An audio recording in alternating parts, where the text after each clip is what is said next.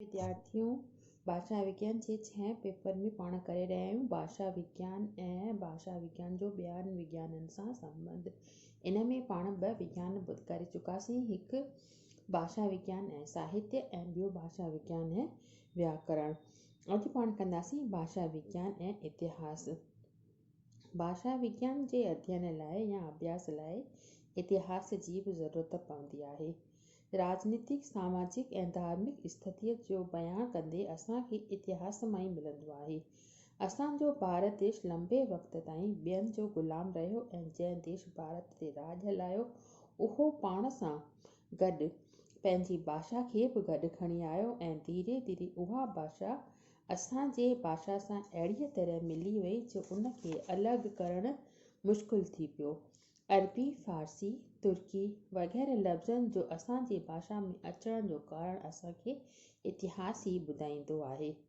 कंहिं विद्वान जे अनुसार भाषा ऐतिहासिक या तुलनात्मक अभ्यास इतिहास जे उन्हनि अंशनि ते पर्दो विधो आहे, प्रकाश विझे थो। इन तरह भाषा विज्ञान ज़रिए जेको ज्ञान असांखे मिले थो उहो ॿियनि ऐतिहासिक सामग्रीअ जे अभाव में उनजी कमीअ करे अमूल्य थींदो आहे। यानी त भाषा जो ऐतिहासिक अंग या तुलनात्मक अध्ययन इतिहास जे उन्हनि अंशनि ते पर्दो विझे थो ऐं उन्हनि ते प्रकाश विझे थो। इन तरह जेको आहे भाषा विज्ञान जे ज़रिए जेको असांखे ज्ञान हासिल थिए थो उहो ॿियनि ऐतिहासिक सामग्रीअ जे कमीअ करे उहो अमूल्य थींदो आहे, उहो असांजे लाइ तमामु घणो महत्वपूर्ण थींदो आहे। भाषा विज्ञान जी मदद सां असांखे पहिरें ऐं हाणोके युग जे बारे में सभु कुझु मिली वेंदो आहे। जीअं त प्राचीन ज़माने में आर्य नंढा नंढा घर ठाहे करे रहंदा हुआ, पशु पालन उन्हनि जो मुख्य धंधो हो वग़ैरह। इन सभिनी ॻाल्हियुनि जो बयानु असांखे भाषा विज्ञान में चिटीअ रीति मिली सघंदो आहे। अहिड़ीअ तरह साबित आहे त इतिहास कंहिं बि विशेष या समुदाय विशेष जो परिचय ॾिनो ऐं भाषा विज्ञान उनजे भाषाई ज्ञान जो अभ्यास करायो। अहिड़े रीति ॿई हिक ॿिए जा भौतिक तत्व बणिया ऐं ॿिन्ही में जेको आहे घाटो रिलेशन संबंध रहियो। राष्ट्र जी उन्नति ऐं पतन जो अध्ययन पिणु इतिहास कंदो आहे ऐं इतिहास सामाजिक, धार्मिक ऐं राजनीतिक 3 प्रकारनि जो थींदो आहे। इन्हनि सभिनी इतिहासनि जो बयानु विभिन्न या अलॻि अलॻि हालतुनि में भाषा विज्ञान जे अंदरि असां करे सघंदा आहियूं। त भाषा विज्ञान खे इतिहास जे ॼाण वठण लाइ इतिहास ते डिपेंड रहणो पवंदो आहे, निर्भर रहणो पवंदो आहे, छाकाणि त राजनीतिक इतिहास काफ़ी न थींदो आहे। सुठी तरह ॿुधाए सघंदो आहे त कहिड़ीअ तरह हिकु राष्ट्र जॾहिं ॿिए राष्ट्र खे पराजित कंदो आहे, उनखे हाराईंदो आहे, त उन में हिक ॿिए जा जेके शब्द आहिनि कीअं हिक ॿिए सां घुलिजी मिलिजी वेंदा आहिनि। जीअं त भारत जे राजनीतिक इतिहास मां असांखे पतो पवे थो त कहिड़ी रीति भारत में अरबी, फारसी, अंग्रेज़ी अखरनि जो जेको आहे घोल मोल समावेश थींदो रहियो। इन तरह ज़ाहिर आहे त जीअं इतिहास भाषा विज्ञान खे ऐतिहासिक ऐं तुलनात्मक अध्ययन में मदद कंदो आहे, अहिड़ीअ तरह भाषा विज्ञान बि पंहिंजो वैज्ञानिक अध्ययन ज़रिए प्राचीन सभ्यता, संस्कृति वग़ैरह इतिहास खे ॾींदो रहंदो आहे। त इहो थियो अॼु असांजो भाषा विज्ञान ऐं इतिहास जो पंहिंजो पाण में जेको आहे रिलेशन लाॻापो। ॿियो अचे थो असां वटि संबंध समाज शास्त्र सां। भाषा विज्ञान जो जेको आहे समाज शास्त्र सां पिणु घाटो संबंध आहे। मानव जेको आहे, मनुष्य जेको आहे, हिकु छा आहे सामाजिक प्राणी आहे। हू जेकी कुझु सिखे थो, समाज जेको कुझु करे थो उहो सभु समाज में ऐं भाषा ॻाल्हाइण बि उनखे समाज ई सेखारे थी। त समाज में अलॻि अलॻि वर्ग थींदा आहिनि ऐं हर हिकु वर्ग जी भाषा जेका आहे अलॻि अलॻि हूंदी आहे। भाषा विज्ञान हर हिकु वर्ग जी भाषा जो गहराईअ सां अध्ययन कंदो आहे।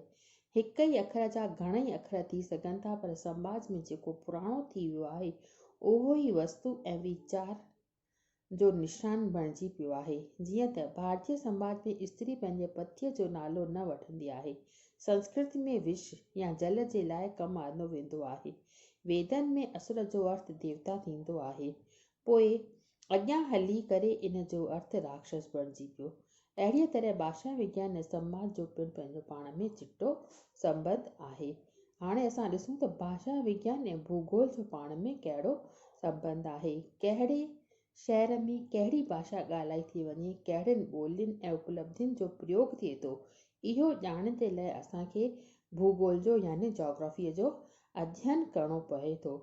पहाड़, मरुभूमि, सागर वग़ैरह भाषा जे प्रसार में कहिड़ियूं कठिनाइयूं पैदा थियनि थियूं, कहिड़े प्रदेश में ॿोलियुनि जी सिख्या केतिरी आहे, इन्हनि सभिनी ॻाल्हियुनि जो जवाबु असांखे भूगोल मां मिले थो। भाषाउनि जो वर्गीकरण बि भूगोल जे ज़रिए ॼाणे सघूं था। भूगोल जे ज़रिए भाषा विज्ञान खे न रुॻो रोचक ऐं मनोरंजन विषय वस्तु मिलंदी आहे, पर उष्ट्र जो अर्थ भैंस मां ऊंट कीअं थियो ऐं जी जानकारी मिलंदी आहे। अहिड़ीअ रीति अगरि भूगोल भाषा विज्ञान खे तुलनात्मक अध्ययन जे लाइ सामग्री ॾिए थो, त भाषा विज्ञान पिणु उनखे अध्ययन जे लाइ तमामु घणो कुझु ॾिए थो, त उनखे वरी ऐतिहासिक अध्ययन में सहायक आहे। अहिड़ीअ रीति ज़ाहिर आहे त भाषा विज्ञान ऐं भूगोल जो पंहिंजो पाण में घाटो संबंध आहे। हाणे अचो ॾिसूं त भाषा विज्ञान ऐं भौतिक शास्त्र जो पाण में कहिड़ो लाॻापो आहे। माण्हूअ जे मुख मां जेके ध्वनियूं निकिरनि थियूं, उन्हनि खे कन ताईं पहुचनि थियूं, उन जे विच में केतिरियूं ई लहरूं पैदा थियनि थियूं।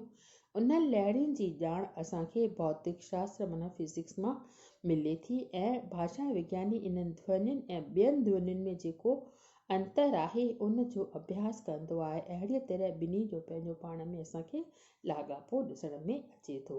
भाषा विज्ञान ऐं भाषा शिक्षण। भाषा शिक्षण भाषा जो उच्चारण संबंधी समस्याऊं ऐं व्याकरण संबंधी रुकावटुनि खे दूर करण जे लाइ भाषा विज्ञान हिकु सहायक सहचर आहे। अॼु बि जेका मान्यता आहे त हिन खे मिलियो आहे, उहा भाषा शिक्षण जे करे ई इनखे भाषा विज्ञानी जी सामग्री मिली आहे। भाषा विज्ञान ऐं तर्कशास्त्र। ज़ाहिरी तौर ते भाषा विज्ञान ऐं तर्कशास्त्र में संबंध कोन्हे, पर गहराईअ सां वीचार कबो त इन्हनि में संबंध ॾिसण में ईंदो। तर्कशास्त्र जंहिं तर्क प्रणालीअ खे अपनाए, उहा साॻी प्रणाली भाषा विज्ञानिन पिणु यूज़ कई आहे, कम में आंदी आहे। हाणे आहे भाषा विज्ञान ऐं मानव शरीर विज्ञान। भाषा विज्ञान मनुष्य जी अपूर्व निधि आहे।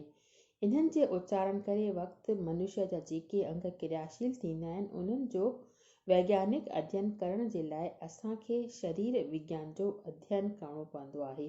असांजे साम्हूं ॿियो रूप भाषा जो लिखित रूप आहे, जंहिं लाइ नेत्रंद्रिय जी ज़रूरत पवंदी आहे।